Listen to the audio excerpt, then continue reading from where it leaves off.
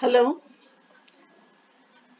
আজকে semester 1 philosophy অনার্সের code 2 যার paper title history of western philosophical thoughts 1 এটার উপর আলোচনা করব। আমাদের আজকের topic Descartes theory of innate ideas, অর্থাৎ ডেকার্টের সহজাত ধারণা তত্ত্ব। আমরা জানি যে ডেকার্ট একজন বুদ্ধিবাদী দার্শনিক। তার মতে বুদ্ধি হচ্ছে জ্ঞান লাভের উৎস। বুদ্ধির সাহায্যে আমরা জ্ঞান লাভ করে থাকি। এ প্রসঙ্গে তিনি বলছেন যে সহজাত ধারণা যেগুলো বুদ্ধি লব্ধ, সহজাত ধারণাগুলোই হচ্ছে যথার্থ জ্ঞানের ভিত্তিভূমি। এখন এই সহজাত ধারণার কথা বলতে গিয়ে ডেকার্ট 3 ধরনের ধারণার উল্লেখ করেছেন। প্রথম হচ্ছে আগন্তুক ধারণা বা বহিরাগত ধারণা, দ্বিতীয় হচ্ছে কৃত্রিম ধারণা বা কাল্পনিক ধারণা, তৃতীয় হচ্ছে সহজাত ধারণা বা অন্তর্ধারণা।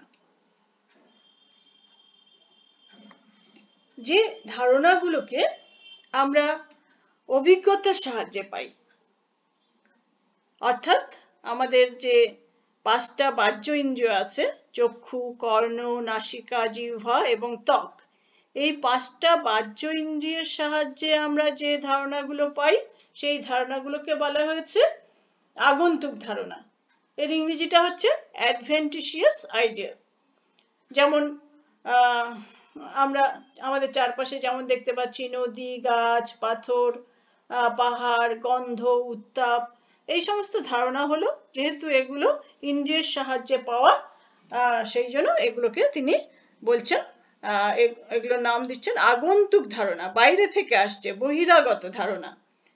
এবং এই ধারণাগুলো যেহেতু ইন্দ্রিয়ের সাহায্যে পাওয়া যায়, সেই হেতু এই ধারণাগুলো ম্যান টু ম্যান ভ্যারি করে এবং এগুলো স্পষ্টও নয়, বিবিক্তও নয়, ক্লিয়ার এবং ডিস্টিংক্ট নয়।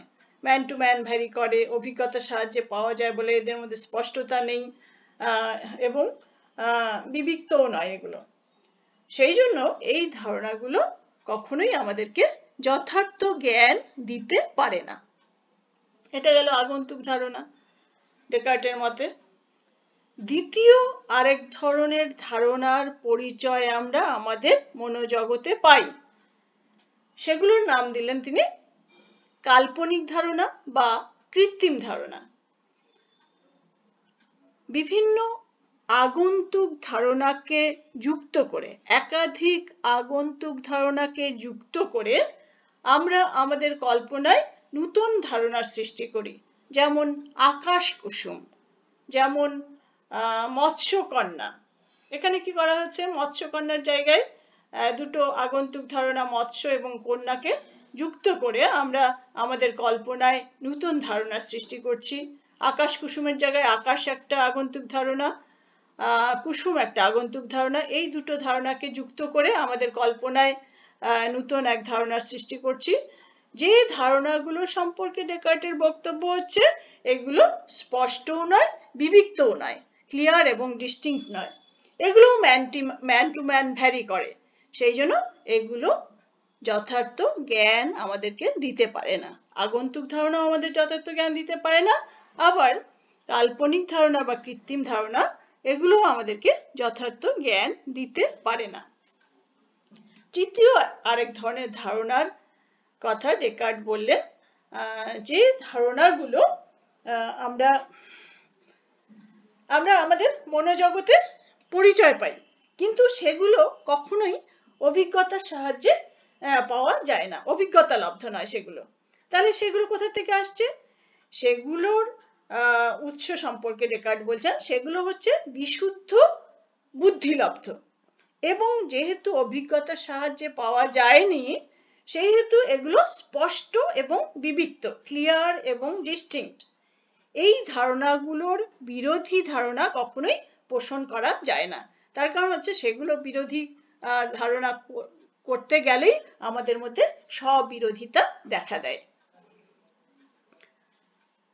এই ধারণাগুলোকে সহজাত বলা হয়েছে এই অর্থে যে এগুলি জন্মকাল থেকেই কোনো স্পষ্ট ধারণা নয়, বরং জন্মসূত্রে পাওয়া বিশুদ্ধ বুদ্ধির ধারণা লাভের সামর্থ্য বা প্রবণতা।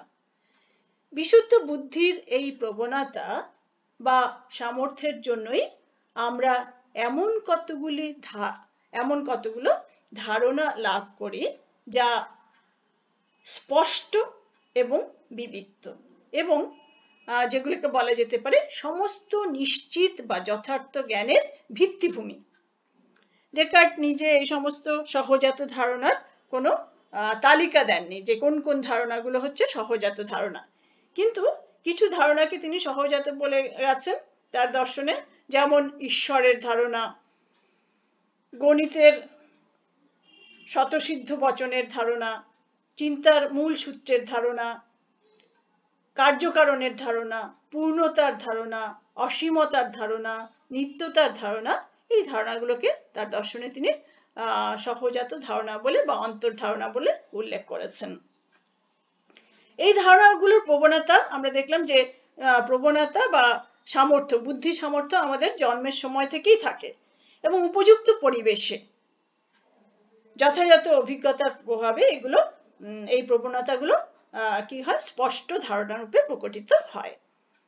ডেকার্ট সহজাত ধারণার দুটো বৈশিষ্ট্যের কথা উল্লেখ করেছেন। সেই দুটো বৈশিষ্ট্য হচ্ছে, 1 নম্বর সর্বজনীনতা ইউনিভার্সালিটি এবং 2 নম্বর হচ্ছে একরূপতা ইউনিফর্মিটি। প্রথমত সহজাত ধারণা হতে হলে সেটা কি হবে? সহজাত ধারণা সবসময় কি হবে? সর্বজনীন হবে, অর্থাৎ সবার মনের মধ্যেই ওই ধারণা থাকবে। যে ধারণা সবার মনের মধ্যে থাকে না সেটাকে কখনোই সহজাত বলা যাবে না। দ্বিতীয়ত সহজাত ধারণা সবার মনে থাকবে এবং একইভাবে থাকবে, এক রূপতা বলা হয়েছে, একই রূপে থাকবে। যেসব ধারণা ব্যক্তি ভেদে ভেদে ভিন্ন হয়ে যায় তার মধ্যে একরূপতাও নেই এবং সেগুলোকে সহজাত বলা যাবে না। আমরা এই যে সহজাত ধারণার উল্লেখ দেখলাম, সহজাত ধারণার কথা বললেন, যেগুলো হচ্ছে নিশ্চিত জ্ঞানের ভিত্তিভূমি, যা আমাদেরকে নিশ্চিত জ্ঞান দেয় বা যথার্থ জ্ঞান দেয়। এই সহজাত ধারণা তত্ত্বের, ডেকার্টের এই সহজাত ধারণা তত্ত্বের সবচাইতে বেশি সমালোচনা করেছেন ব্রিটিশ দার্শনিক, অভিজ্ঞতাবাদী দার্শনিক জন লক। জন লক মনে করেন সহজাত ধারণা বলে কিচ্ছু নেই। জন্মের সময় আমাদের মন থাকে কিরকম? মন থাকে হচ্ছে অলিখিত সাদা কাগজের মতো। তিনি বলছেন the mind is a tabula rasa at the time of birth।